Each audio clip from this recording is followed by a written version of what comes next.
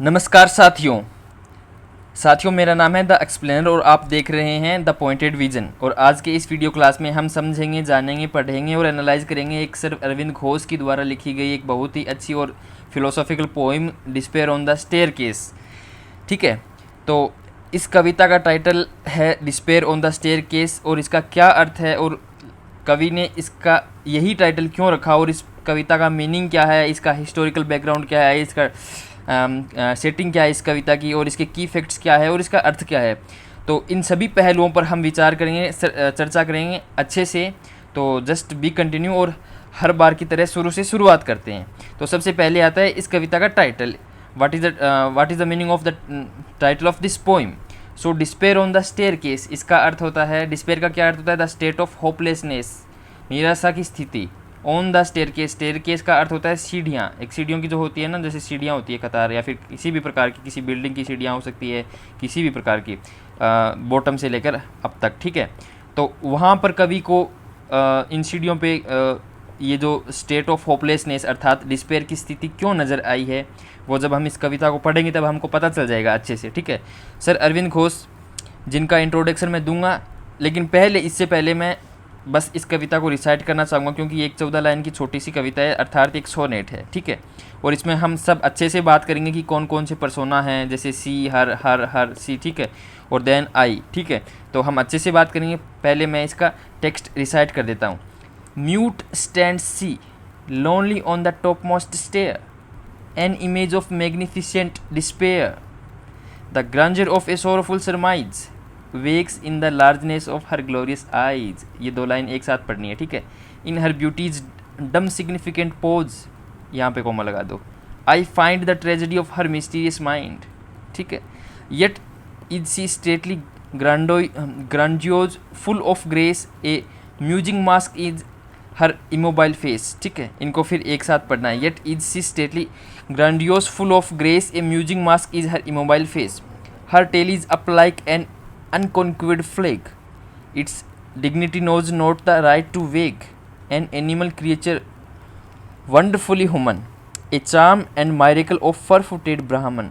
ठीक है, whether she is spirit, woman or cat is now the problem I am wondering at. तो यहाँ जाकर अपने को पता चलता है कि ये आई कौन है, ये स्पीकर है। इतनी देर तो अपने को पता चला कि सी है, हर है, पता चला कि कोई पर्सोना है, एक फीमेल पर्सोना है इस पोएम में। ठीक है, पर्सोना, ठीक है, पर्सोना का जानते हो आप, पर्सोना को फीमेल पर्सोना, यानी इसके अंदर कोई एक एड्रेस्ड व्यक्ति है, कोई भी हो, वो फीमेल है। ठीक है, वो कोई भी हो सकता है। यहाँ पे देखो, स्पिरिट हो सकता है, वुमेन हो सकता है, कैट हो सकता है, जो भी है मैं बताऊंगा कि कौन है इसमें। और एक स्पीकर है, जो यहाँ इस आई से पता चल गया कि अपने को स्पीकर है। और ये जो मैंने जो वर्ड इंडिकेट कर रखे हैं इनको मैंने हाईलाइट कर दिया। तो इसका पहले मैं आपको हिस्टोरिकल कॉन्टेक्स्ट बताने से पहले मैं थोड़ा सा की फैक्ट बता देता हूँ कि key facts about the despair on the staircase by Aurobindo Ghosh. ठीक है, हाँ, ये किसको dedicated, the poem is inspired, ये बता देता हूँ। ये पहली बात ये है कि ये जो सी है ये एक कैट है, इसमें एक बिल्ली है। ठीक है, और इस बिल्ली का नाम क्या है, कैट का नाम क्या है, उस कैट का नाम है बुसी। ठीक है, BUSHY। ये नाम क्यों है मैं सब बताऊँगा आपको। ठीक है, सर अरविंद घोष के आश्रम में ये इसकी सेटिंग है। ठीक है, सेटिंग क्या है, सर अरविंद घोष ने एक आश्रम बसाया था पौंडीचेरी में। ठीक है, तो वो उनकी आश्रम, ये जैसे टॉप मोस्ट सेटिंग रही, topmost stair within the Sir Aurobindo ashram. ठीक है, और रिटर्न अक्टूबर 1939 में लिखी गई थी। थीम्स क्या है, स्पिरिचुअल एस्पिरेशन है, डिग्निटी इन डिस्पेयर है, and the blending of human and animal qualities है, ये इसकी थीम है। सिम्बलिज्म क्या है, सिम्बलिज्म है the staircase represents a threshold और transition as Bushy's high held tail symbolise resilience and pride. Context, context की बात करें तो reflects Sri Aurobindo Ghosh philosophy of seeing divinity in all beings. Very good, ये लाइन बहुत इंपॉर्टेंट है क्योंकि सर अरविंदो घोष को जो भी नज़र आता था उसको वो देवीय बना देते थे, डिविनिटी से जोड़ देते थे। वो कहावत आपने सुनी होगी कि जो ब्यूटी है वो देखने वाले की आँखों में विद्यमान होती है। तो वही है कि सर अरविंद घोष को जो भी दिखता है वो वहाँ पर फिलोसफी लगा देते थे अपने। वो एक फ़िलोसफर तो थे ही और ओवर थिंकिंग करते थे, तो इसका अर्थ आपको अच्छे से समझ में आएगा। और सातवां पॉइंट है कि ये एक सोनेट है। ठीक है, SONNET। ठीक है, जो मैंने आपको पहले ही बता दिया। ये हो गई इसके की फैक्ट्स। अब इसकी बात करते हैं थोड़ा सा हिस्टोरिकल कॉन्टेक्स्ट पे। एक्चुअली हुआ क्या था कि जो सर अरविंद घोष है जैसे इनकी फ़ोटो ये रही, ठीक है, ये रही सर अरविंद घोष। इन्होंने एक पौंडीचेरी में एक आश्रम खोला था, क्या, देखिए ये औरबिंदो आश्रम पौंडीचेरी, ठीक है। और इस आश्रम में इनके साथ एक लेडी थी, French lady, madam Mira Alfassa, ठीक है, अल्फासा रिचर्ड, ये इनका नाम है, ठीक है। इनके साथ फाउंडर थे, ये को फाउंडर थे, इनके साथ मिलकर खोला था इन्होंने। अब सर अरविंद, जिनको हम सेंट ऑफ पौंडीचेरी के नाम से भी जाना जाता है, इन्होंने he was the founder of Sri Aurobindo Ashram at Pondicherry with the help of a French lady madam Mira Alfassa Richard. यहाँ तक आपको बात आ गई समझ में, ठीक है। ये दोनों लोग समझ में आ गए, क्या किया था उन्होंने, एक आश्रम खोला था, इतना समझ में आया। ही डिजिनेटेड हर द मदर, ठीक है। ये बात बहुत ध्यान में याद रखनी है, ये पोइम में आएगी। द मदर कौन है, तो मदर कौन है, ये जो लेडी है फ्रेंच लेडी मैडम मीरा, ये ही इस कविता में मदर है, और रियल में भी यही मदर थी, ठीक है। ये आगे पता चलेगा, ठीक है, तो आपको पता चलेगा। और जो कि इस हु फाउंड गुरु इन औरबिंदो, ठीक है। तो ये दोनों एक दूसरे को रिलेट करके आगे से आगे काम करते थे, ठीक है, ठीक है। ये जो आगे की लाइन ये बता रहा है कि प्रॉब्लम्स ऑफ हाईएस्ट एग्जिस्टेंस, और ये काम करते थे कि ह्यूमन के जो अस्तित्ववादी जितनी भी समस्याएं हैं, इन पे ये विचार और मंथन क्या करते थे। ये इसका हो गया हिस्टोरिकल कॉन्टेक्स्ट। तो अब इसको मैं बता देता हूँ और अच्छे से कोरिलेट करके। एक्चुअली ये जो बिल्ली है जिस पे ये पोएम डेडिकेटेड है, जिस पे ये पोएम लिखी गई है, और ये जो मदर है, द मदर, इसमें दो पर्सोना है। एक तो ये पर्सोना है द मदर, ठीक है, MOTHER, ठीक है, ओके। और ये द केट है, जिसको ये पूरी पोएम एड्रेस की गई है, ठीक है, डायरेक्टली केवल इसी का हिंट मिलता है। और स्पीकर जो कि लास्ट में मैंने बताया ही था। तो इसमें ये जो कैट होती है, इसकी दोस्ती हो जाती है इस मदर के साथ, बहुत ख़ास दोस्ती हो जाती है। ये वफ़ादार होती है, कुत्ते की तरह इसके पीछे रहती है। जब ये आश्रम के अंदर दोनों ध्यान, मतलब ये भी तो ध्यान लगाते थे ना, अरविंद घोष के अलावा ये ध्यान लगाते रहते थे। और जब भी बाहर आते तो ये अपने बच्चों के साथ, इसके छोटे छोटे बच्चे हैं, बच्चों के साथ अपने बच्चों को इनको सौंप देते थे। एक बच्चों को दिखाते थे कि मेरे बच्चे ये हैं, मतलब इनका और इनका ये प्लस का निशान है ना, ये मैंने ऐसे ही नहीं लगाया है, ये लगाया कि इनकी दोस्ती बहुत अच्छी है। और ये पोएम तभी समझ में आएगी, तब आपको इनकी दोस्ती के बारे में पता चल जाएगा। अर्थात ये जो कैट है ये डेडिकेटेड है, अपने आप को डेडिकेट करती है द मदर की तरफ, ठीक है। आगे यहाँ पे इतना समझ में। और ये जो आश्रम है ये इसकी लोकेशन है, यहाँ तक आया समझ में, ठीक है। अब अपन चलते हैं इस पोएम के टेक्स्ट पे। तो ये टेक्स्ट मैंने एक बार अच्छे से आपको पढ़ के सुना दिया है, देन वी नीड टू, ठीक है, ठीक है, हाँ। फिर बात आती है कि हाँ, यहाँ पे मैं देख लेता हूँ थोड़ा सा कि लोकेशन है द विद इन द आश्रम टॉप मोस्ट स्टेयर, ठीक है, ये ठीक है, ये आगे पता चल जाएगा आपको। तो अब इसके टेक्स्ट पे आते हैं। तो टेक्स्ट मैंने यहाँ पे सेपरेट भी लिख रखा है, जो टेक्स्ट मैंने वहाँ पर थोड़ी देर पहले आपको रिसाइट करके सुनाया था, वो सेम टेक्स्ट है, पर यहाँ पे मैंने एक्सप्लेनेशन भी साथ में लिखी है, so you can get a better understanding, okay. जैसे फर्स्ट स्टांजा है, फर्स्ट स्टेंजा है स्टांजा, इसके अंदर फर्स्ट लाइन है, mute stands lonely on the topmost stair. Topmost stair का अर्थ होता है जैसे स्टेयर्स हैं, या फिर मान के चलो कि ये बिल्डिंग है तो स्टेयर्स होती है ना, ऐसे ऐसे कट कट के। तो जो टॉप मोस्ट स्टेयर है यहाँ पे ये बिल्ली बैठी है, ठीक है। ये सी कौन है, बिल्ली है, कैट है। म्यूट स्टैंड, म्यूट का अर्थ है बिल्कुल शांत है, स्टैंड सी खड़ी है, ठीक है। Lonely on the topmost stair, an image of magnificent despair, an image of magnificent despair. यहाँ पे कवि ने इमेजिनरी का प्रयोग किया है, ठीक है। ये बता रहा है कि ये एक इमेज है, ये जो बिल्ली है ये टॉप मोस्ट स्टेयर पे खड़ी है, बिल्कुल म्यूट शांत स्वभाव में। ये किस प्रकार की इमेज दिखा रही है, this is a image of magnificent despair. Magnificent का मतलब शानदार, डिस्पेयर का मतलब होता है निराशा स्थिति, मतलब निराशा की स्थिति। तो निराशा की स्थिति कभी शानदार थोड़ी हो सकती है, लेकिन इन्होंने मैग्निफिसेंट डिस्पेयर बना दिया ना, तो यहाँ पे क्या है, वो विरोधाभास अलंकार आप यहाँ पे बिल्कुल लगा सकते हैं, ठीक है, कॉन्ट्रैक्शन, ठीक है। देन बुशी, ये बिल्ली का नाम है बुशी, ठीक है। Bushy is describe standing silently on the staircase embodying in noble form, ठीक है, ये पढ़ लेना आप। देन अगली लाइन है, the grandeur of a sorrowful surmise wakes in the largeness of her glorious eye. The grandeur of sorrowful surmise, grandeur of sorrowful surmise, ये मतलब ये जो सोरोफुल सरमाइज है ये कहाँ झलक रहा है, wakes in the largeness of a glorious eye, मतलब ये जो मीठा मीठा दुख है ना, the grandeur of sorrowful surmise. Grandeur of sorrowful का सोरोफुल सरमाइज का अर्थ है मीठा मीठा दर्द।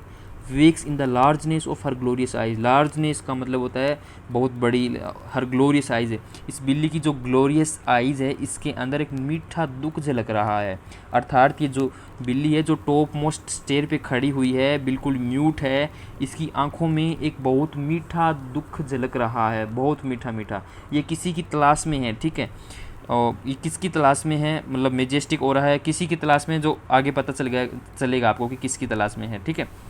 इन her beauty's dumb significant pose आई, देन वंस अगेन यहाँ पे आ गई आई आ गया। आई कौन है, द स्पीकर, SPEAKER, ठीक है। I find the tragedy of her mysterious mind. In her beauty's dumb significant pose I find the tragedy of her mysterious mind, ठीक है। तो यहाँ पे बुस्सी पोस्चर यहाँ पे बता रहा है कि इसकी जो ये सिग्निफिकेंट पोज है, ब्यूटीफुल, जो टॉप मोस्ट स्टेयर पे खड़ी हुई है, बैठी हुई है, जो भी है, ठीक है। तो इसमें क्या है, the tragedy of her mysterious mind. ये स्पीकर क्या फाइंड करता है, ट्रेजिडी फाइंड करता है मिस्टीरियस माइंड का। मतलब इसका अर्थ ये है कि स्पीकर को नज़र आ रहा है कि वो ऐसे ही नहीं खड़ी है, उसके मन के अंदर कुछ ना कुछ चल रहा है, कुछ ना कुछ टर्मोइल है, ठीक है, इनर टर्मोइल है। वो कुछ किसी ना किसी के बारे में सोच रही है, लेकिन बाहर से वो चूँकि सुंदर है तो अच्छी लग रही है, इसलिए सिग्निफिकेंट पोज उन्होंने बता दिया, ब्यूटी बता दिया उन्होंने, ये जो ब्यूटीजडम सिग्निफिकेंट पोज, ठीक है। देन अगली लाइन है, yet is she stately grandiose full of grace, a musing mask is her immobile face. Yet is she stately, हाँ वो स्टेटली है, सीधी है, बिल्कुल स्ट्रेट खड़ी है, ना इधर देख रही है ना उधर देख रही है। Grandiose full of grace, grandiose है, फुल ऑफ ग्रेस है, स्थिति बहुत अच्छी है, ठीक है। But A musing mask is her immobile face. इसका अर्थ ये हुआ, सगेस द बुस्सी, अर्थात ये केट है, इसका फेस वाइल अपियरिंग मोशनलेस, बिल्कुल भी मोशन नहीं कर रहा है, ना इधर देख रही ना उधर देख रही है, ये किसी ना किसी चिंता में है। And unchanging is actually A mask that reflect her inner musings of deep thoughts, ठीक है। ए म्यूजिंग मास्क मतलब ये अंदर ही अंदर बहुत गहरे विचार कर रही है। मतलब कोई इंसान जब चिंतन करता है, किसी दुख में होता है, किसी को याद करता है या फिर किसी का वेट करता है, वो क्या करता है, वो एकदम बिल्कुल सीधा रहता है, मतलब इनर म्यूजिंग्स में चल रही है वो, ठीक है, मोशनलेस और डीप थॉट्स है। In the context musings refer to the thoughtful reflection और कंटम्पलेशन, ठीक है। So her face though seemingly static is actually a reflection of the profound thoughts and emotions that occupy her mind in his line under, ठीक है, ये आप पढ़ लेना, ठीक है। ये आपके आ गया, मतलब ये इमोबाइल फेस है, मतलब ये इमोबाइल का मतलब निश्चल फेस है, ठीक है। और ये म्यूजिंग मास्क का अर्थ है इसके अंदर कुछ ना कुछ चल रहा है, इनर थॉट्स चल रही हैं, ठीक है। बिल्कुल सीधी खड़ी हुई है, इसकी स्टैटिक है, ग्रैंडियोस है, फुल ऑफ ग्रेस है। दीज आर, मतलब ये फिजिकली ये बता रहा है कि ऐसा है, लेकिन इसका इनर, इसके अंदर कुछ ना कुछ टर्मोइल चल रहा है, कुछ ना कुछ ये सोच रही है बिल्ली, ठीक है।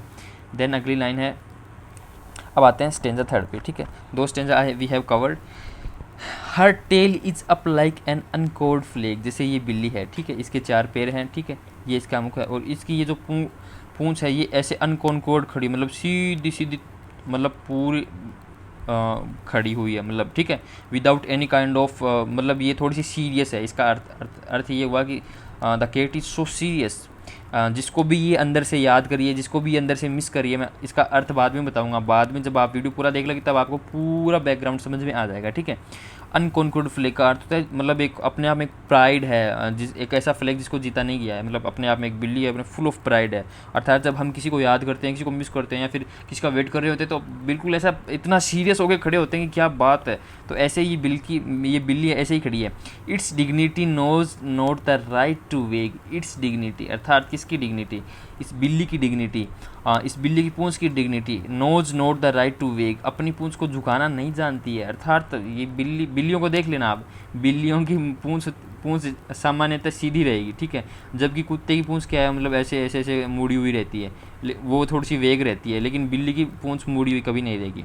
तो ये बता रहा है कि डॉग्स की तरह इसकी पूंछ है, या फिर ये जो बिल्ली है ये अपनी डिग्निटी से खिलवाड़ नहीं करती है, ये अपने स्वाभिमान से खिलवाड़ नहीं कर रही है। Bushy tail held high symbolize pride and resilience, ठीक है, ये मैंने लाइन आपके लिए लिखी है, so you can answer in your examination in a better way, ठीक है। Then an animal creature wonderfully human, a charm and miracle of fur footed Brahmin, an animal creature wonderfully human.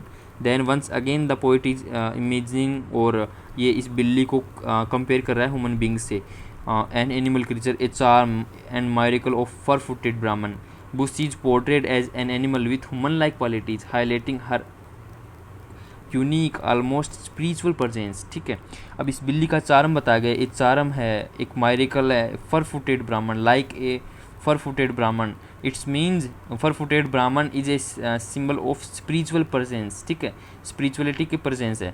तो ये क्रीचर है, इसको ह्यूमन बींग से तुलना कर दी गई है और इसकी प्रेजेंस है वो चार्मफुल है, मायरिकल है एंड स्पिरिचुअल है। ठीक है, then the last stanza that is a kind of concluding couplet. ठीक है, whether she is spirit woman और ए कैट, चाहे वो एक आत्मा हो जो टॉप मोस्ट स्टेयर पे खड़ी है, चाहे वो एक वुमेन हो, चाहे वो एक कैट हो। हालांकि हम सबको पता है कि टॉप मोस्ट स्टेयर पे खड़ी हुई एक कैट ही है, लेकिन इस कवि को क्या दिख रहा है, वो एक प्रकार की बहुत ही आध्यात्मिक शक्ति दिखाई दे रही है, एक स्पिरिट दिखाई दे रही है। चाहे वो स्पिरिट भी हो सकती है, चाहे आप उसको वुमेन भी मान सकते हो, चाहे कैट भी मान सकते हो, या फिर इस यूनिवर्स की जो परम शक्ति होती है, जो देवीय शक्ति होती है, वो भी मान सकते हो। इस कवि, ये एक दार्शनिक कविता है, ये एक फिलोसॉफिकल पोइम है, so we can interpret it in many ways. ठीक है, is now the problem I am wondering at, वो एक प्रकार की प्रॉब्लम है। व्हाट काइंड ऑफ प्रॉब्लम, वो अपने आप में एक ट्रमोइल है, अपने आप में एक इनर थॉट्स है, मतलब अपने आप में स्ट्रगल कर रही है, कुछ ना कुछ सोच रही है। और इसमें बहुत सारे फिगर ऑफ स्पीच का प्रयोग किया गया है, जैसे एल्यूजन्स का यूज़ हुआ है। ठीक है, इनडायरेक्टली एम्बिग्यूटी तो बहुत ज़्यादा है, बिकॉज फिलोसॉफिकल पोइम तो है ही है, और कंपैरिजन हुआ है। ठीक है, और जो भी जैसे इमेजिनरी है, पर्सोनिफिकेशन है। ठीक है, यहाँ पे पर्सोनिफाई कर दिया गया इसको साफ साफ तौर पे, तो दीज आर द इट्स। ठीक है, तो ये इसका अर्थ हुआ। आई होप आपको समझ में आई होगी ये कविता। मेरी कोशिश यही थी कि इसको मैंने जितना जल्दी हो सके उतना कम समय में इसको पढ़ा पाऊँ।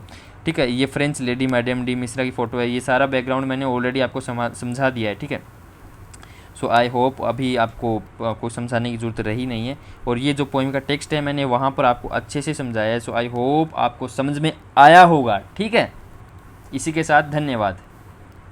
तो दोस्तों, आपने तो सुना होगा कि धन्यवाद मैंने बोल दिया है और क्लास हो गई ख़त्म। अरे क्लास अभी ख़त्म नहीं है, अभी तो इसका क्लाइमैक्स पूरा बाकी पड़ा है। ठीक है, अब क्लाइमैक्स ये है कि ये बिल्ली यहाँ टॉप मोस्ट स्टेयर पे क्यों खड़ी हुई है, ये इतनी परेशान क्यों है, इतनी डिस्पेयर क्यों है, इतनी होपलेसनेस नहीं, डिस्पेयर क्यों है, इतनी दुखी क्यों है। होपलेसनेस तो अच्छा शब्द नहीं होगा, प्रॉपर शब्द होगा नहीं इसके लिए। और इसके अंदर ये इतने थॉट्स क्यों चल रहे हैं। ठीक है, और कवि ने इसका टाइटल ऐसा क्यों रखा है, तो इसके पीछे कारण ये है कि ये जो बिल्ली मैंने यहाँ पे आपको दिखाई है, ठीक है, ये बिल्ली एक्चुअली इसके बच्चे हैं। ठीक है, और ये खास दोस्त है इस अपने माता द मदर। ठीक है, द पर्सोना इसके अंदर द मदर है। ठीक है, MOTHER। ठीक है, तो इस मदर के खास दोस्त है। और जब ये अपने अंदर मेडिटेट करती है, अपना ध्यान करती है अंदर, जो आश्रम है इसके अंदर, और ये आश्रम के बाहर रहती है, मतलब जिस कमरे में ये ध्यान करती है उस कमरे में तो बिल्ली जा नहीं सकती, क्योंकि वो ध्यान का कमरा है, एक काइंड ऑफ स्पिरिचुअल कमरा है जहाँ पे इसको डिनाई किया गया है। लेकिन अब ये इससे मिलने के लिए आतुर रहती है। जब ये बाहर निकलती है तो अपने बच्चों के साथ ये जो बिल्ली है इसको देखती है, इसके साथ एक प्रकार से खेलती है और अपना मनोभाव प्रसन्न करती है। तो इससे मिलने के लिए उस टॉप मोस्ट स्टेयर पे मतलब ये चढ़ी हुई है।